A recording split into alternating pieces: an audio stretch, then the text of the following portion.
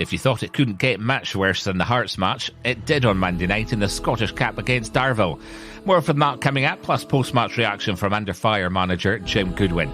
Plus, Aberdeen Women lost out narrowly to Hearts on Sunday, and we have a roundup of the rest of the Cup matches at the weekend, and the draw for the 5th round, not that it matters now, on the AFC Donscast on Tuesday, the 24th of January.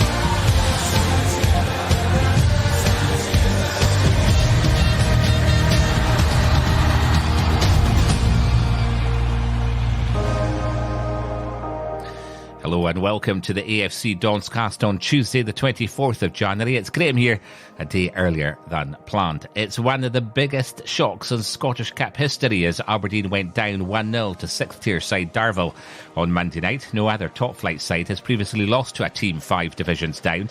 It's plunged Aberdeen into the depth of despair and has left Jim Goodwin on a sugary peg, with the expectation from most supporters that he would be sacked in the morning. That hasn't happened. 3 of the defeats in our recent poor run have been against the old firm, but no number of excuses can mitigate for the Cup exit to Darvel. It comes on top of us having the second worst defensive record in the top flight and having lost half of our 22 league games, 8 of those away from home.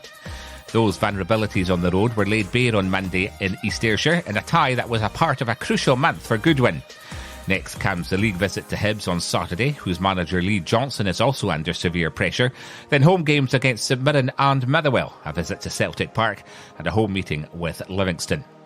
The manager raised eyebrows by benching Graham Shinney and top scorer Bojan Majowski on a night that was always going about showing battling qualities, which they lacked. Majowski and fellow forward Vicente Bezun were thrown in at the break, but the damage had already been done and proved irreparable as Aberdeen crashed out at the first hurdle. And it now leaves us facing a similar situation as we did last season with Stephen Glass. But it looks as if Dave Cormack is looking at this one in the cold light of day, delaying any decision on the future of Jim Goodwin. Whether he sacks or backs as manager is anyone's guess, but the Red Army were vocal in their disgust at the events of Monday night. Will the crunch talks at Cormack Park save the day, or will Jim be shown the door? It could be an interesting few days. Jim spoke to the press following the match. Just sum that one up for us, can I could stand here and talk about how bad we were as a team, but I think that would be doing a disservice to Darvel, to be honest. I think Darvel thoroughly deserved their victory tonight. We weren't at it for whatever reason. Very flat at times, lacked creativity and cutting edge in the final third. And, Darvel got their noses in front and defended for their lives and deserved to go through. Can you survive this? Have you had assurances that your job's safe?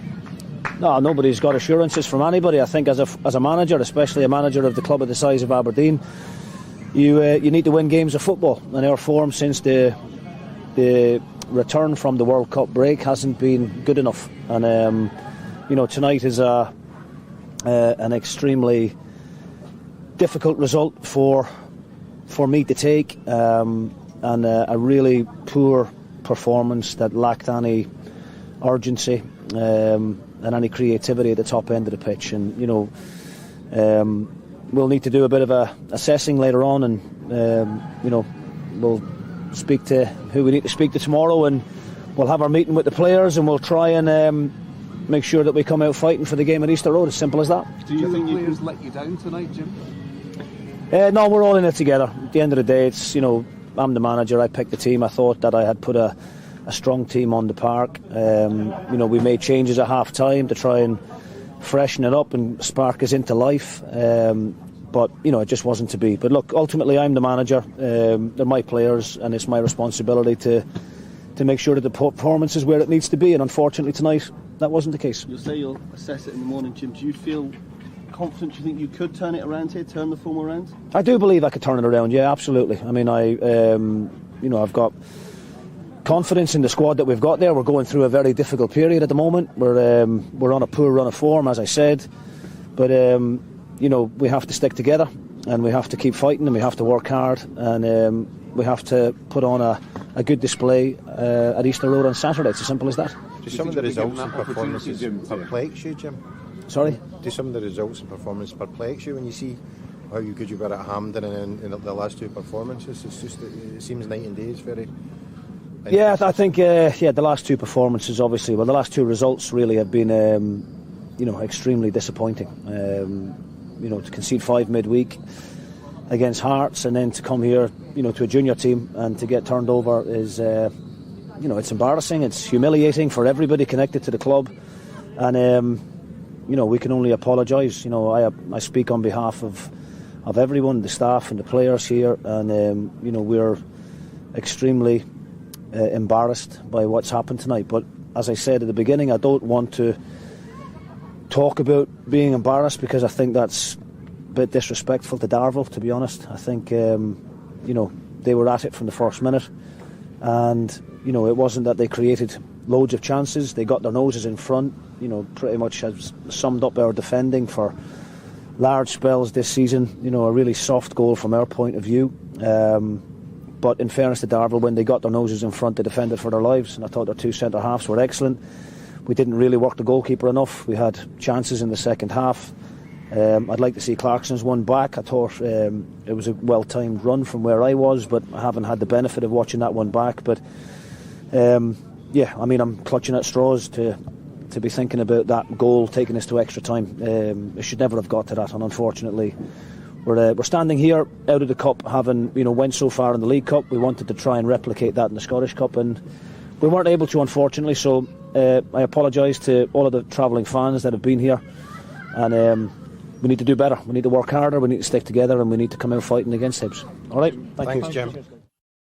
Catch live audio and video of our next match only on Red TV. Subscribe now for full match day coverage, replays, highlights and all the goals, exclusive interviews and behind the scenes content. Sign up now at redtv.afc.co.uk. The best of the action only on Red TV. Okay, let's catch up with the rest of the matches from the Cap games over the weekend. And the first game of the weekend saw Greenock Morton travel to Glasgow to take on Celtic. Aaron Moy opened the scoring for the Hoops from the penalty spot before Kyogo doubled their lead. David Turnbull added a fourth for Celtic, with Kyogo grabbing a second in added time before the break. Moy grabbed his second and Celtic's fifth later on, sealing his side to progress to the fifth round. Falkirk came back from a goal down to book their place in the fifth round. Luke Donnelly got the opener for Alloa Athletic before Brad Mackay equalised shortly before the break. Ruben Barrell scored what proved to be the winner with 15 minutes left, nodding home a Callum Morrison cross. It was an exciting encounter between Arbroath and Motherwell, with many of the early chances going the way of the Lichties. It was a dream debut for Mikael Mandron as he grabbed the opener for the Steelmen in the 27th minute. He grabbed his second of the match, securing the result for Motherwell with 90 minutes on the clock. In one of the most intriguing matchups of the weekend, Dundee United hosted the University of Stirling. Despite a spirited showing, it wasn't to be for the Lowland League side, as goals from Aziz Behic, Jamie McGrath and Glenn Middleton sealed progress for the Tangerines. It was late drama at Rugby Park between Kilmarnock and Dumbarton, with the scores locked at 0-0, and with extra time beckoning, Jordan Jones volleyed home the winner in the first minute of added time. Livingston put in a battling performance to the fight back from a goal down to win 3-1 away to Stenhousemuir. Nicky Jameson nodded home the opener for Steny after 25 minutes, and at half-time there was an upset on the cards. Livy turned it round in the second half thanks to a Scott Pittman strike and a double from Stephen Bradley. It was a tight match at Firhill as Partick Thistle and Dunfermline went head-to-head. Kyle Benedictus opened the scoring for the visitors from the penalty spot before Aidan Fitzpatrick levelled for the hosts. Nothing could separate the sides after extra time, and it was Partick who emerged victorious on penalties, Jamie Snedden making a superb save to deny Matthew Todd. Ross County made the trip south to face Hamilton Accies with nothing between the sides after 120 minutes. It was a penalty shootout that was to decide the victors. Ryan Fulton was the hero for Accies as he denied Jordan White from the spot. Hamilton scored 5 from 5 as they progressed to the fifth round. In Paisley, St Mirren hosted Dundee as both sides aimed for a place in the next round. A goalless 120 minutes followed, with this the third match of the weekend to be decided via penalties. It was not a shootout to remember for the D, with St Mirren winning 3-0, securing their place in Sunday's draw. In the final match of the day, Borna Barisic scored with a strike to seal a 1-0 victory for Rangers away to St Johnstone. The Perth Saints caused the holders problems on the day, with James Tavernier clearing a goal-bound shot off the line from Theo Blair. However, the Rangers' defence stood strong as they progressed into the fifth round. And on Sunday, Hearts' unbeaten Edinburgh Derby run stretched to 9 games as goals from Josh Ginnelly, Lawrence Shankland and Toby Sibbick dumped Hibs out of the Scottish Cup. Lee Johnson's side dominated chunks of the game, but could not capitalise with goals either side of half-time, all but ending the tie before the late third. There were our replays taking place tonight. Elgin City versus Drumchapel United and Linlithgow Rose versus Raith Rovers, both kicked off at 7:45pm. The draw for the fifth round of the Scottish Cup took place on Sunday. Sean Maloney did the honours, and the draw is as follows.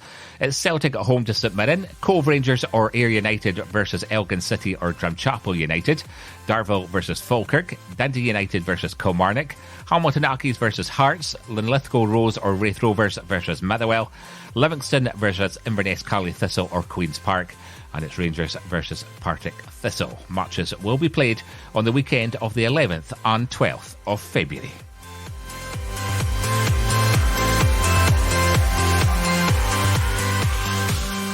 Scotland's NHS is under more pressure now than at any point during the pandemic. Many people are experiencing symptoms of flu, the common cold, COVID and other winter viruses. The best and quickest way to get the advice you need and protect others is to go online to NHS Inform for advice and steps to take until you feel better. To get the information you need, please visit nhsinform.scot/winter illness. Thank you. AFC Women hosted Hearts at a cold Balmoral Stadium on Sunday afternoon in a match where the hosts narrowly lost out by a goal to nil, with a spectacular free kick 15 minutes from time being enough to send the visitors back down the road with 3 points. The Dons had beaten Hamilton Accies 2-0 in their last game and had been on a good run of form going into the match against full-time Hearts, with Gavin Levy drafting in Maya Christie in place of Lauren Campbell, the captain missing out due to injury. Aberdeen under-18s went extremely close to coming from 4 goals down to earn what would have been a well-deserved point on the road against a strong Celtic team in Glasgow last Friday afternoon. The last game between the two sides finished 3-3 at Cormac Park after a dramatic evening of action that took an abundance of twists and turns, and the return fixture was no different. The game ended Celtic 5, Aberdeen 4, with goals from Babbage, Harvey and 2 from Marshall. And finally, Italian football is mourning after the untimely passing of former Aberdeen and Dundee midfielder Patrizio Biglio. He was at Pittodrie during the 2002-2003 season, making 12 appearances for the first time, scoring once.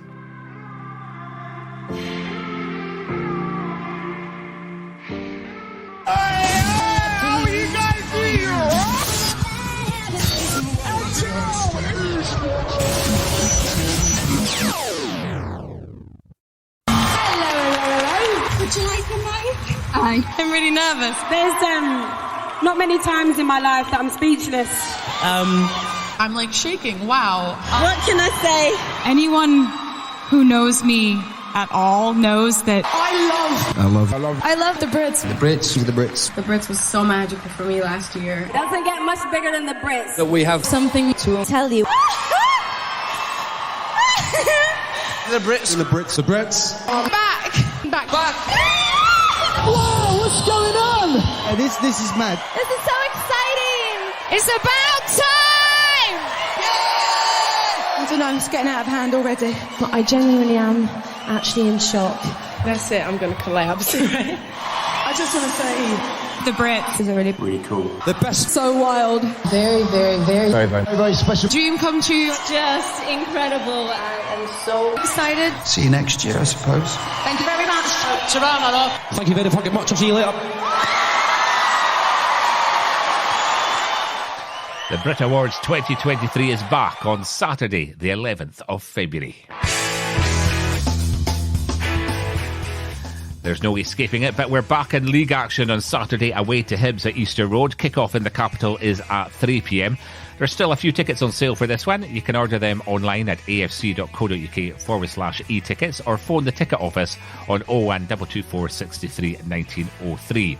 Red TV International viewers will be able to watch the match live. Coverage starts at 2:45pm. And you can see the game as live on BBC Alba from 6pm on Saturday evening. And it's repeated again at 11pm. Here's hoping it's worth watching. Elsewhere in the Premiership this weekend, it's Rangers versus St Johnstone, Ross County versus Kilmarnock and St Mirren versus Motherwell, all 3pm on Saturday. And on Sunday at 1:30pm, it's Livingston versus Hearts, and at 4pm, Dundee United versus Celtic. If there's any more on the status of the Aberdeen manager over the next few days, keep a lookout on the Inverness Reds website and social media. And if there's any breaking news, we'll rock up a podcast as well. Meantime, go on hideaway until Saturday, and I'll see you back here with the AFC Donscast next Tuesday.